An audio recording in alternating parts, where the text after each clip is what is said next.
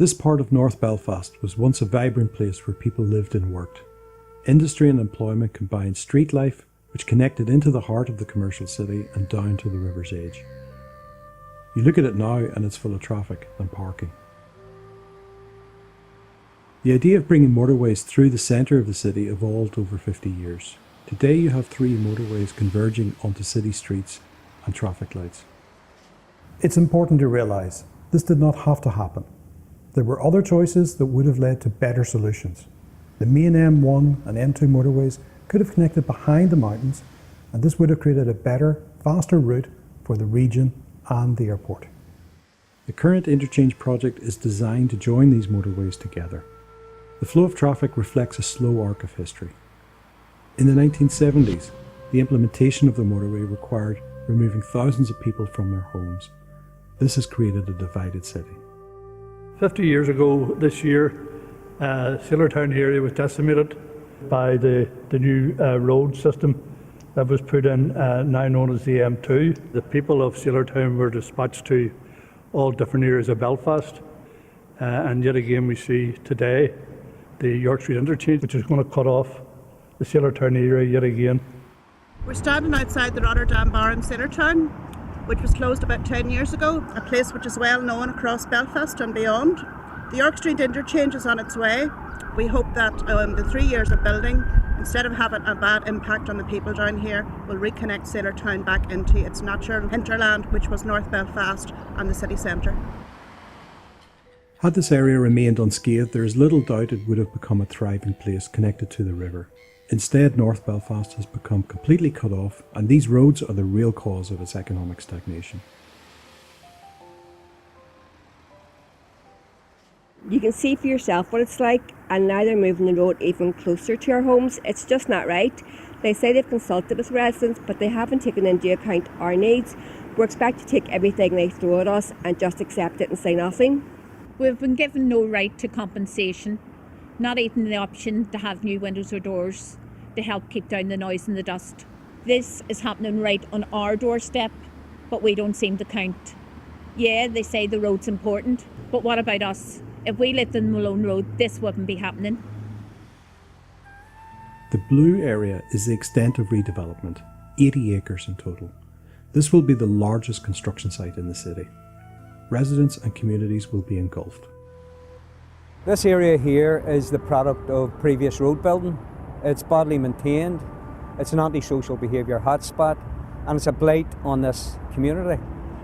I can understand why people in wider society would view the York Street Interchange project, and indeed the new university campus, as positive developments. But if you happen to live in the shadow of those developments, and you have to endure the everyday negative impacts, then you're likely to take a different view. And what really frustrates people is they feel that their needs and their issues and their concerns aren't taken that seriously. They're not given any real priority. And all that does is it leads to greater resentment, and it deepens the sense of exclusion. One positive is the forthcoming university campus. But even this brings with it tall speculative buildings that block out people's sunlight. There is no wise guiding hand or strategy, and this lack of a connected vision means that opportunities for positive change are being lost. Our Bunskull is right bang in the middle of all of the construction work being undertaken by the University of Ulster. But when the interchange work kicks off, for a period of 3 or 4 years maybe, we're going to have to live as a school community with the daily distractions and disruptions that this will bring. And it makes our job of helping children thrive and learn an awful lot more difficult and challenging. And it's all happening right here on our own doorstep. 13 temporary road phases will keep the traffic moving, but this means that residents' lives will be disrupted with 3 years of noise, dirt and disruption. This has become an absolute nightmare. The loud noise, day and night, sometimes non-stop, bright lights shining through people's windows, the traffic issues we have had, the dirt, the dust, the rats that have came along with the dirt and dust, and now there's cracks appearing in ceilings and walls, and it's just too much. Some residents are surrounded on 3 sides, and they fear there will be no respite. It's bad now, but the big fear is it'll get even worse when the interchange starts. Massive buildings are going up all around us, and the latest being the big car park up against people's homes. We always lived locally, but we decided to move to this part of the area because it was a quiet place, a great place, peaceful, a lovely place to raise our kids. But that's all changed now.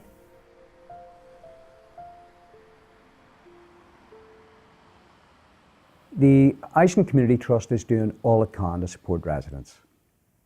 Now, the York Street Interchange apparently is costing £165 million. The new University of Ulster campus, £300 million. Yet there is little or no resource being provided to the community sector here to assist residents.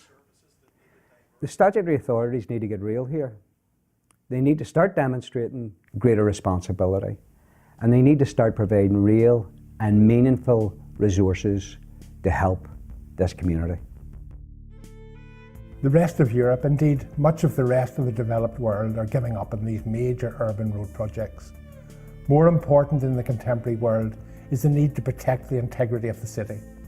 That is to ensure it is internally connected for communities, and particularly for people walking and cycling. As Jane Jacobs once said, the whole city should be our neighbourhood. If we want to make this a sustainable city for living in again, we need to demonstrate that residents' life quality truly matters. Otherwise, why will anyone choose to live in this new emerging city?